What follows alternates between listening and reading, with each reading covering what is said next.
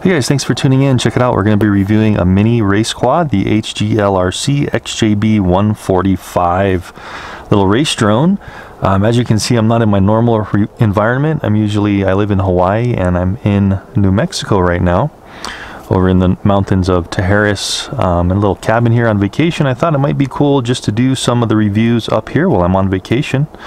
Really easy to take along in baggage, these small little race drones, so I thought this would be a great opportunity to do a couple of reviews while I'm on vacation and share with you what these things can do in maybe a different environment. As you can see, it's kind of a woodsy area here. There's a couple of routes through the woods here that might be kind of fun to fly this drone in. But anyway, let's get started with the XJB 145 race drone review.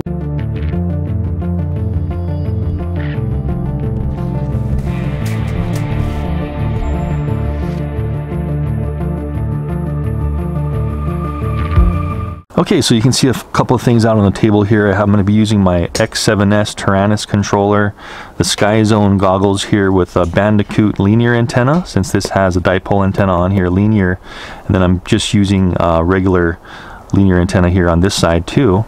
This is actually a patch. This is a regular linear. You're going to be using some of these batteries here, the GNB 550 and 450 3S batteries. Anyway, enough talking about it. Let's go ahead and get into what's in the pack. So here's just this little package that comes in the box here.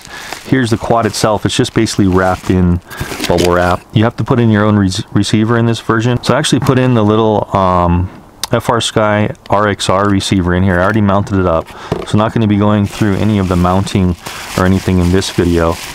But this is how it comes, just kind of unpackaging it from the saran wrap. Put that back in here, and here it is. So I think there's a version with this receiver already mounted up, but the one I got did not have it mounted up, as I was saying. So there it is right on top, little FrSky there. It's got a little beeper on the back here. You can see the motors here are 1407 3600 kV motors here. They do have regular threaded prop nuts, so you can put all kinds of sorts of prop nuts on here, really easy to change. And let's see what else we get here. So we have a Velcro strap on the bottom. Already has a pre-built in little silicone pad, so your battery's not slipping around. This is, I believe, 2mm carbon fiber, so look how thick that thing is. Super thick, really nicely laid out. You can see how it's kind of an elongated 145mm X pattern chassis, which is a little bit more longer this way than it is wide. There's our camera up front. We can adjust the tilt angle with these two screws over here on either side. And it does actually have like a little camera slot for a recording camera on here. I am going to be recording the FPV in the Sky Zone goggles there for you. So I'm not going to have any HD camera mounted on top, but it does look like it has a little mount here. I'm not sure what you're going to be able to fit on here. It's definitely a little bit, I think it's a little bit too small for like a session style camera, so maybe something like a smaller mini style HD camera might work. Anyway, you can see the stacked flight controller. We have the power distribution board. We have the flight controller here with our micro USB connection for plugging in and configuring it to Betaflight. I'm not going to be configuring anything. I'm just going to be putting it in. I've already connected it and put in the modes I wanted, which is just stabilize, acro, and horizon mode. That's what I normally do. I'm not doing any of the PID settings. I'm just going to leave it stock how I normally do, so you guys know how it flies out of the box. And on the very top here, you can see we have our video transmitter here. It's all built into a entire board on top. And what you can do is you can change this. It's kind of hard to see, but it does have a little LED readout here, so you can change the transmit power as well as the channels from there. And let's just dig into the bag here really quickly before we fly. And I just want to show you what this thing can do. So it can do 25, it can do 0, 25, 100, and 250 milliwatt. I believe I have it in around the 250 to 100 milliwatt, just for the trees and woods and getting through the house here. Go through all of the channels here, all the bands, and also does have a display, a little readout and diagram of the flight controller, what everything's about here. So anyway guys, let me mount up these propellers, real simple, and see how this thing runs. They only give you one set of propellers in the box. They do give you a whole set of hardware though. You see all these screws here? So that should be a whole set of screws for everything, an extra set, so that's good. And they only give you one set of propellers, so you are going to have to get another set. I do have another set sitting here on the table that I got extra.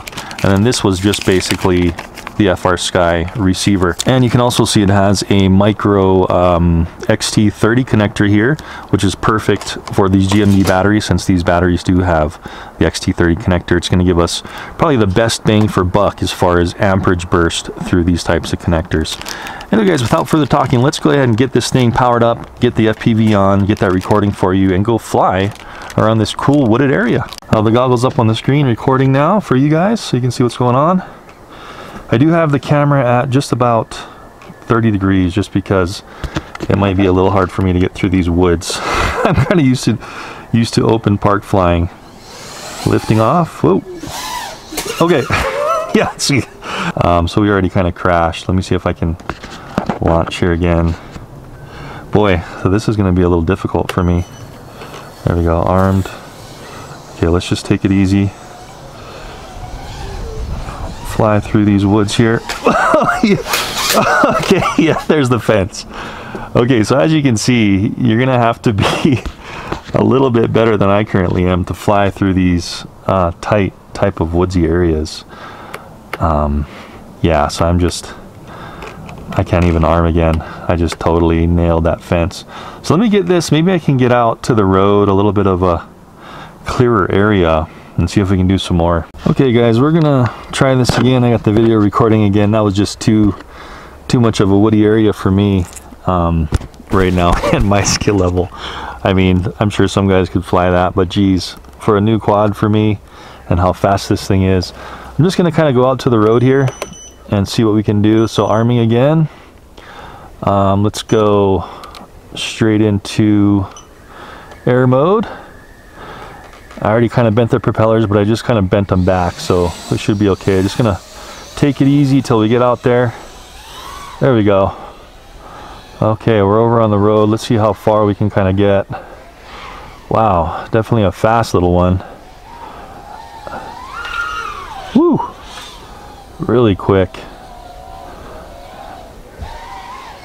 Amazing. All right, looking good. So I need to kind of slow down. I am over here. You can see I'm in the wilderness. These are the mountains of Taharis. And I might even forget where the cabin is that I'm at. So I better be careful, huh?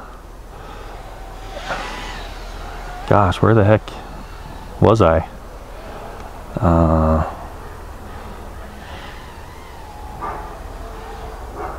I think I'm down in here somewhere. I can't even remember where I was, guys. Okay, this is going to be interesting. This is going to be interesting figuring out where I am. That's for sure. This might just be a... Mom, I forgot where your cabin is. I'm out in the wilderness and I can't find my way back.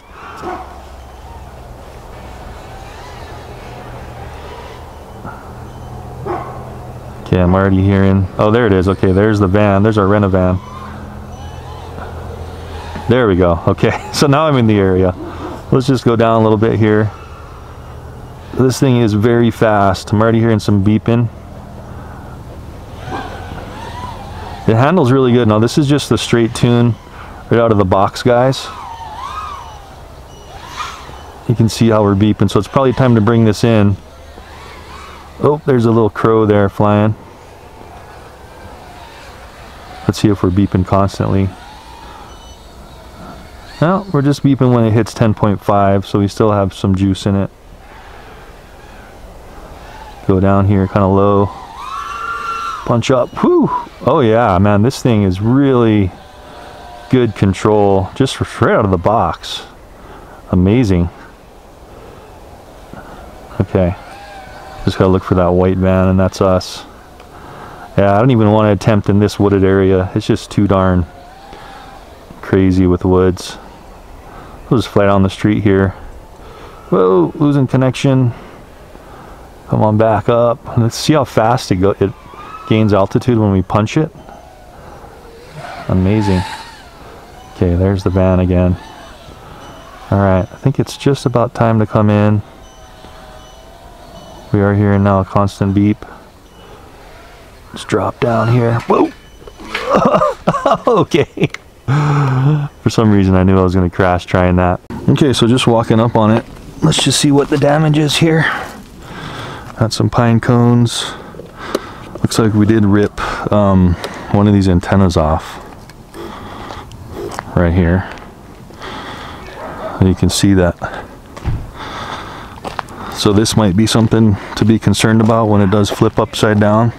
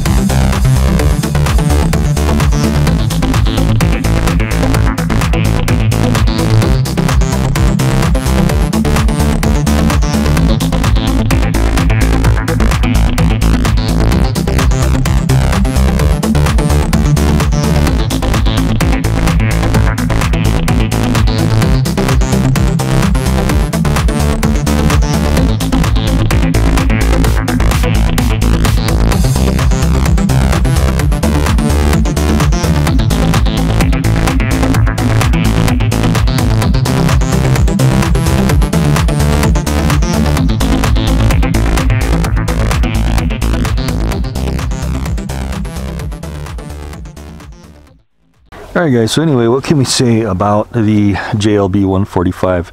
Definitely an awesome little racer quad. One of the better ones I've tested recently in all of my testing. It's definitely very fast and durable. You can see here we have, let's just go over some of the damage here from a couple of those crashes. So no broken propellers. They were just, some of them were bent just up a little bit and down a little bit. I basically just straightened them out and it flew really well that second flight in the road. So no issues there with durability. I did hit this motor slightly, it looks like, in the fence over there when I nailed that fence trying to fly in the woods and some of the trees. And the ending here on the carbon fiber, just a slight damage on the very tip. Looks like this is going to protect your motors really well, so it's really a good thing that they made this carbon fiber poke out here to protect the motors. So very durable craft. I like the design. It's very sleek, pretty slim. You can see the carbon fiber. That's got to be like at least 2mm carbon fiber, true carbon fiber. It's got that box design that's really going to hold all the electronics in here. It even has like a little bit of curvature carbon fiber plate that goes around the back, you know, with the standoffs here and the stacks and the brace plates all just kind of woven in together, making it super durable. It's awesome. It has the beeper on the back. It's got all the OSD you could ever want in the menu. You could see all the OSD up on the screen. Was super great. Keep in mind that these propeller nuts are all only just standard threading. They're not reverse threading, so if you hit hard, you may get some loose props. But you know, I didn't crank these down that hard. I just used a nut tool, prop nut tool, and just cranked them down just so I could hold the motors, and then just crank them down as tight as I could until they started slipping in my fingers. And none of these are loose, so it's going to be great. They're locked on really nice and tight. The camera was really good. You could see kind of in this overcast right now. It used to be sunny a little while ago, but it got kind of overcast and it's getting a little bit cold. And this camera did really well. Even when it was pointing up at the sky, it looked like it was still nice and bright. I could see really well. I believe I was on the either 100 or 200 milliwatt setting on the VTX, and it really only got kind of scratchy when I was going really high over my head, and then until I was going like way over through all these trees, and there's a couple of houses over there. So it did actually really well with the FPV going through my house back in Hawaii. I would have really no issues, just maybe a little bit of scratchiness going through the house where I normally test these small ones. And in fact, I actually did test this before I went on vacation. I did test it once just really quickly before I left, and I actually hit that light pole in my street really hard and nothing happened to it. It hit the light pole and it fell all the way onto the asphalt, and that's got to be one of those light poles up at like 50 feet or so, and there was no damage whatsoever. Just again, just a little bit of scratched and bent propellers. So this has been through quite a bit of crashes and it's still working fine. So a very good design.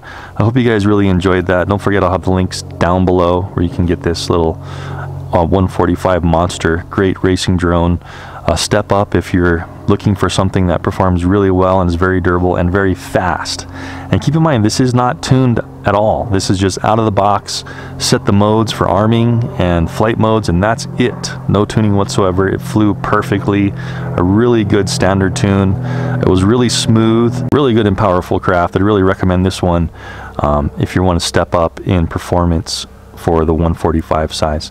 Anyway guys, thanks for tuning in again and watching me on this quick little vacation review of the XJB 145. Amazing little race quad. Thanks for tuning in, and I'll see you in the next one. I'm going to do a few more on vacation here, so stay tuned. I got a lot more of these I brought with me because they're so small and easy to carry and pack traveling, so watch out for those. A few more coming up on this vacation in the New Mexico mountains. See you in the next one.